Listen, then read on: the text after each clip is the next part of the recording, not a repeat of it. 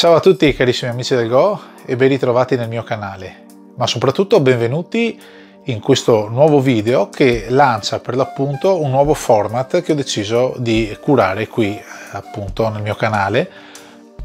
dove andremo a fare delle letture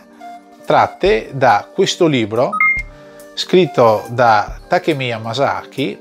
e relative allo studio di alcuni tipi di joseki molto interessanti dal mio punto di vista, che vanno appunto a ricoprire tutta quella rosa di casistiche che può capitarci durante una partita nell'atto di dover fare un approccio ad un angolo, ma dove questo angolo è già stato chiuso per esempio attraverso uno shimari. Capite quindi bene che in una situazione come può essere questa qui non possiamo approcciarci con un joseki classico di un kakari per approcciare una pietra d'angolo. Dovremo sicuramente implementare una tattica che ci permetta di andare a ledere la posizione del nostro avversario o sull'angolo o sul lato, in base poi alle varie casistiche. A mio avviso questo libro ci donerà dei veri e propri superpoteri, concedetemi questa espressione, perché se imparati bene tutti i singoli joseki che ci verranno presentati, saremo in grado di gestire in modo molto dinamico e sicuro l'attacco e la difesa delle posizioni. In tutta onestà però mi sento di dire che tutti i video che andremo a vedere in questa nuova serie saranno forse dedicati più a persone che hanno già raggiunto una certa dimestichezza col gioco, per cui mi sento di consigliarlo a persone che sono già intorno al 10° Q,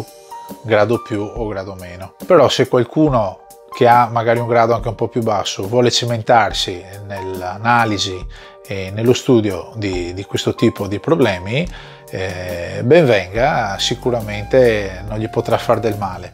Ma nella pratica di cosa parla questo libro? Beh, come ci viene detto nell'introduzione scritta proprio da Takemiya Masaaki, c'è una varietà infinita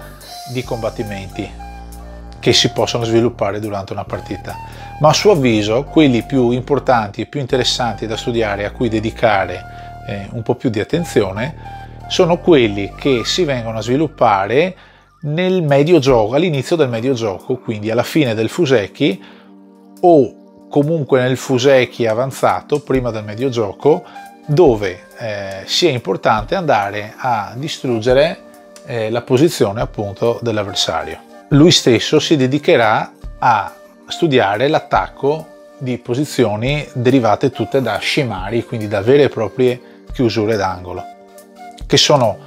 durante una partita i casi più classici che ognuno di noi si trova a sperimentare. Lui stesso dice che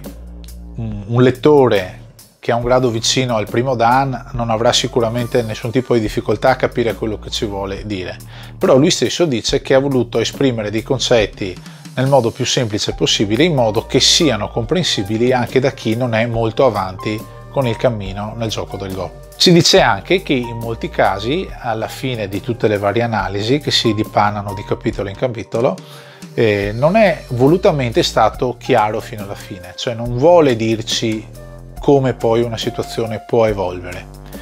Questo perché quando lui, e lo vedremo quando andremo ad esplorare i singoli capitoli, quando lui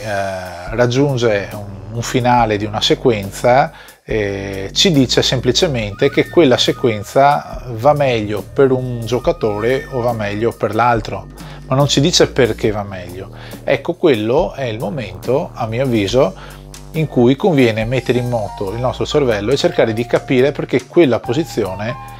è realmente positiva. Questo è un libro che è stato scritto e prodotto dalla Nihon Ki-in, quindi una delle due, anzi se vogliamo la più importante federazione di Go in Giappone, e fa parte di una rosa di libri dedicata ai joseki di base. Questo tipo di joseki in realtà sono volti appunto non all'approccio delle pietre, ma al vero e proprio attacco. Studiando questi joseki ed implementandoli nelle nostre partite, e qui apro una parentesi dicendo che possiamo migliorare esclusivamente giocando tantissime partite consecutivamente, riusciremo sicuramente a cominciare a percepire il Goban e le pietre che sono state giocate con uno spirito diverso, perché riusciremo a capire quali sono tutti quei meccanismi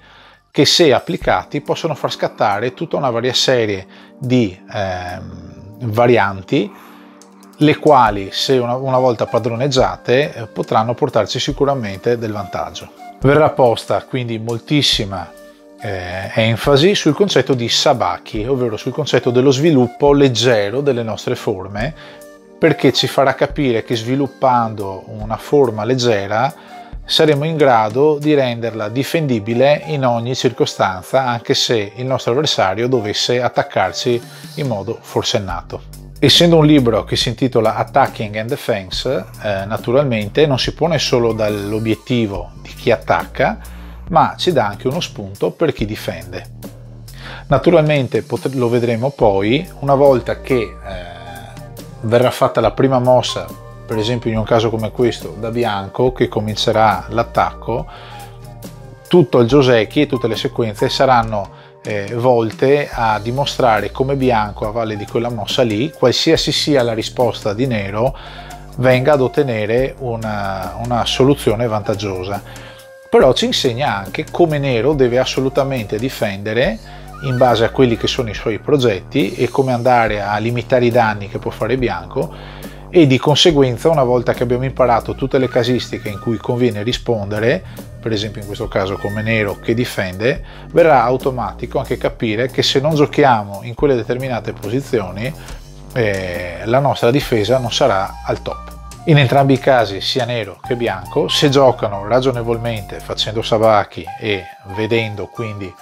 la forma crearsi in modo leggero, senza andare per forza a sterminare l'avversario, si noterà come poi tutti i nostri gruppi resteranno dei gruppi che hanno molta probabilità di restare vivi, e di conseguenza, restando vivi, ci aiuteranno in tutte le fasi successive del gioco. A breve, ve lo prometto, cominceremo con il primo capitolo che ho già trascritto e comincerò a commentarlo. Grazie a tutti per l'attenzione e ci vediamo prossimamente qui sul mio canale. Ciao a tutti!